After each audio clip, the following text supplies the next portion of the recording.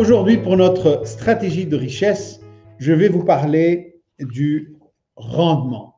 Alors, quand on parle de rendement, qu'est-ce que c'est que le rendement?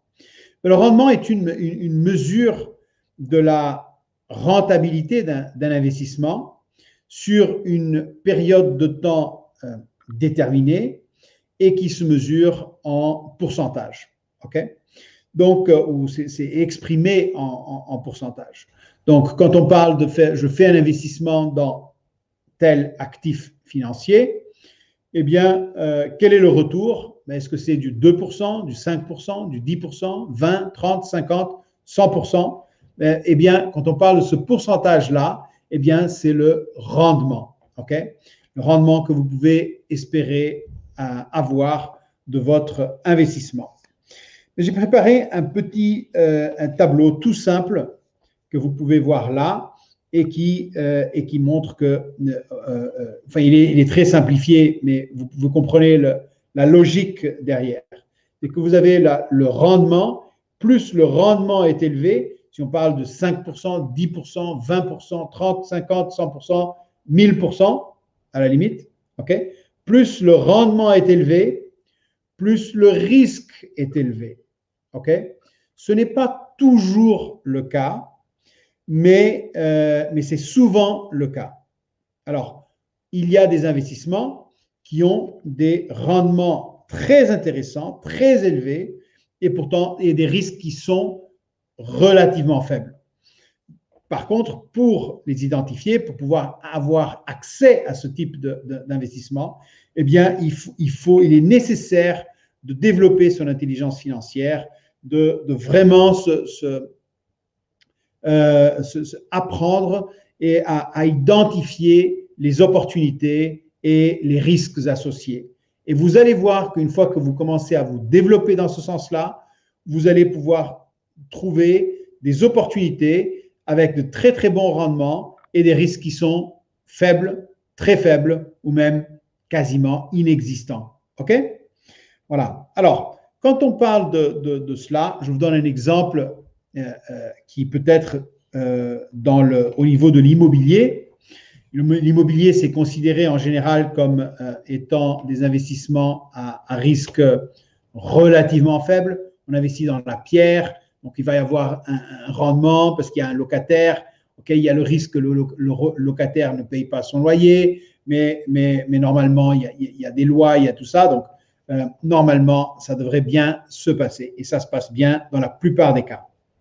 Mais quand on regarde pour l'immobilier, on se dit, OK, le rendement dans un investissement immobilier est considéré comme étant un bon rendement à partir de 5 ou 6%. Okay? Aujourd'hui, il y a eu des années où c'était plus, mais en ce moment, si on arrive à avoir un taux de rendement de 5 à 6%, c'est le retour par rapport au capital qui est investi, eh bien, c'est normalement considéré comme étant pas mal. Okay? Et donc, par rapport à l'immobilier, alors, c'est considéré comme étant même très bien. Alors, comment on calcule ce rendement? Eh bien, j'ai préparé deux scénarios, un pour le rendement brut et un autre pour le rendement net. Quand on parle de rendement brut, eh bien, c'est le loyer annuel de ce bien immobilier que cela va nous rapporter. Donc, c'est le retour, les rendements que nous allons avoir de cette propriété, divisé par le prix que nous avons payé pour cette propriété. Et cela multiplié par 100 pour nous donner un pourcentage.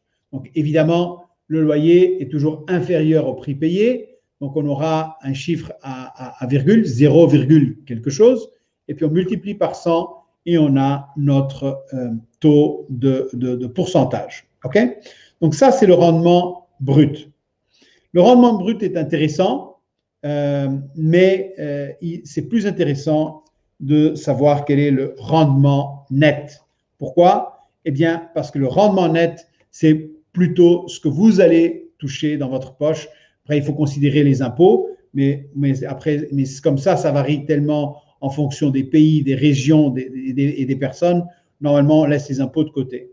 Mais quand on parle de rendement net, on parle de loyer annuel moins les coûts associés à l'exploitation de ce bien immobilier, divisé par le prix payé et puis multiplié par 100. Alors, prenons le cas, l'exemple, on a acheté un bien immobilier que nous allons louer et on va recevoir un loyer. C'est le loyer annuel, donc on l'a vu pour le rendement brut, c'est pareil. Après, il y a les coûts. Quels sont les coûts? Eh bien, il y a des assurances qu'il faut payer, il y a un entretien, des fois il y a des choses qui se cassent ou autres qu'il faut remplacer, qu'il faut réparer.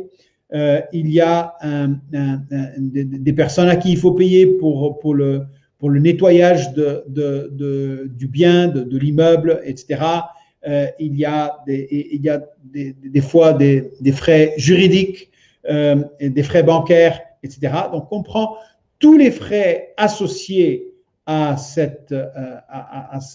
bien immobilier et on va les déduire du loyer annuel et puis on divise par le prix payé et on aura multiplié par 100, on aura le pourcentage. OK?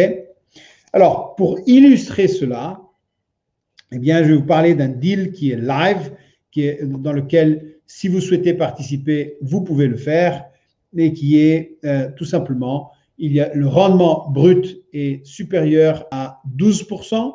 Donc, c'est une petite maison qui est louée et dans laquelle nous avons acheté. Et si vous souhaitez participer à cet investissement, vous êtes les bienvenus. Donc, le rendement brut est supérieur à 12%. On déduit tous les frais liés et il y a à peu près 5% qui restent en ce moment et cela va augmenter l'année prochaine, l'année suivante parce que le loyer va également augmenter. Okay? En plus de cela, il y a la valorisation du bien immobilier.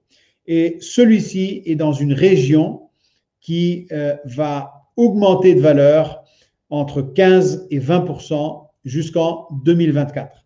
Okay? Donc, si quelqu'un qui investit dans ce deal, eh bien, il va faire à peu près du 5% net et en plus de cela, la valeur du bien va augmenter, ce qui lui fait en réalité une valorisation, un rendement en cas de vente de ce bien qui sera dans les alentours de 10%. OK? Voilà. Donc ça, c'est ce que je voulais partager avec vous aujourd'hui.